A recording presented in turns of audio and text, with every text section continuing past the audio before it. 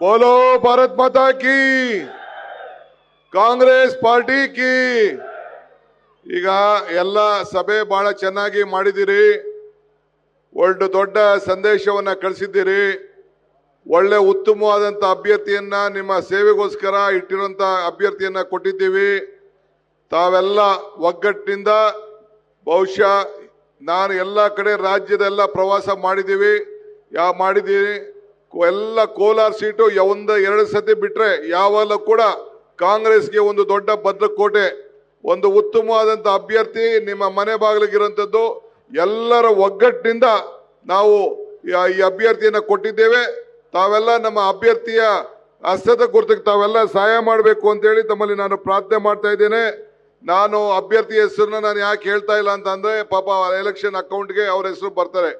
ಅತಿ ಹೆಚ್ಚು ಸೀಟನ್ನ ಈ ರಾಜ್ಯದಲ್ಲಿ 20 ಸೀಟ್ ಖಂಡಿತ ಬಂದೇ ಬರ್ತದೆ. ನೀವು ಕೇಳಬೇಕು, ನಿಮ್ಗೆ ಕೊಟ್ಟಂತ ಅಧಿಕಾರದಲ್ಲಿ ನೀವೇನ್ ಮಾಡಿದ್ರಿ? 15 ಲಕ್ಷ ಕೊಡಕ್ ಆಗ್ಲಿಲ್ಲ, ರೈತರಿಗೆ ಆದಾಯ ಡಬಲ್ ಮಾಡಕ್ ಆಗ್ಲಿಲ್ಲ, ಉದ್ಯೋಗ ಕೊಡಕ್ ಆಗ್ಲಿಲ್ಲ. ಕಾಂಗ್ರೆಸ್ನವರು ಕೊಟ್ಟ ಮಾತನ್ನ ಉಳಿಸ್ಕೊಂಡಿದ್ದಾರೆ. ಈಗ ಆಮೇಲೆ ನೀವು ನೋಡಿದ್ರಲ್ಲ, ನಿನ್ನೆ ವಿಜೇಂದ್ರ ಹೇಳಿದ್ದಾರೆ ಗ್ಯಾರಂಟಿನ ನಾವು ನಿಲ್ಲಿಸ್ಬಿಡ್ತೀವಿ ಅಂತ ಹೇಳಿ. ಅವರು ಗ್ಯಾರಂಟಿ ಪರ್ಮನೆಂಟ್ ಇಲ್ಲ, ಮುಂದಕ್ಕೆ ಮುಂದುವರಿಕ್ ಸಾಧ್ಯ ಇಲ್ಲ ಅಂತ ಹೇಳಿದ್ದಾರೆ. ಎದುರಿಸ್ತಾ ಇದ್ದಾರೆ. ಅವ್ರ ಹಣೆಲೂ ಬರ್ದಿಲ್ಲ ಗ್ಯಾರಂಟಿನ ನಿಲ್ಲಿಸ್ಲಿಕ್ಕೆ. ಇನ್ನ 5 ವರ್ಷ ಅಲ್ಲ, ಇನ್ನ 10 ವರ್ಷ ಈ ಗ್ಯಾರಂಟಿನ ನಾವು ಕೊಡ್ತೇವೆ ಅಂತ ಮಾತನ್ನ ಹೇಳಿ, ಕುಮಾರಸ್ವಾಮಿ ಅವ್ರ ಮಾತು ಹೆಣ್ಣು ಮಕ್ಕಳು ಅಗೌರವಾಗಿ ಮಾತಾಡಿರೋದು ಕೂಡ ತಾವೆಲ್ಲ ಗಮನಿಸಿದ್ದೀರಿ. ಅದಕ್ಕೂ ತಾವೆಲ್ಲ ಸೇರಿ ಉತ್ತರವನ್ನ ಕೊಡಬೇಕು ಅಂತೇಳಿ ತಮ್ಮಲ್ಲಿ ಪ್ರಾರ್ಥನೆ ನಾನು ಮಾತು ಮುಗಿಸ್ತೇನೆ. ಜೈ ಹಿಂದ್, ಜೈ ಕರ್ನಾಟಕ ಮಾತೆ.